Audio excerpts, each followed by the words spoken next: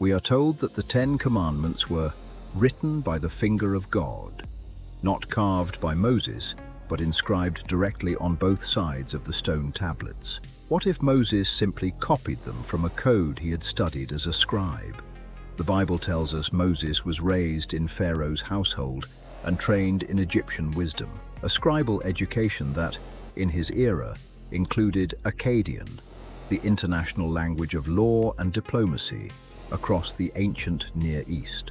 We know this because archaeologists have pulled Akkadian tablets out of Egyptian soil, letters, treaties, and legal texts written in cuneiform, sitting in Egyptian archives centuries after Hammurabi's death. Furthermore, Hammurabi's code did not disappear with Hammurabi. For 1,000 years afterward, Mesopotamian scribal schools kept copying it out, not as active law, but as a classic legal text for students in training.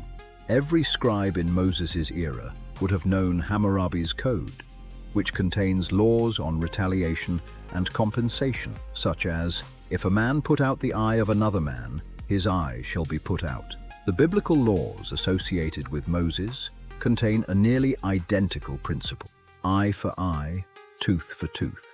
The similarity is striking, though this concept was not unique to Hammurabi, as similar principles existed across other ancient Near Eastern legal traditions. However, perhaps Moses did not need to copy them word for word. What if he took ideas from older legal traditions that had existed centuries before him and placed them into a completely different religious framework? What if Moses is not the prophet we all think we know, but rather a genius writer and a brilliant editor of existing ideas who sought to establish a guiding moral framework for a new nation? Perhaps the divine aspect of how the law was delivered was simply intended to make his commandments authoritative.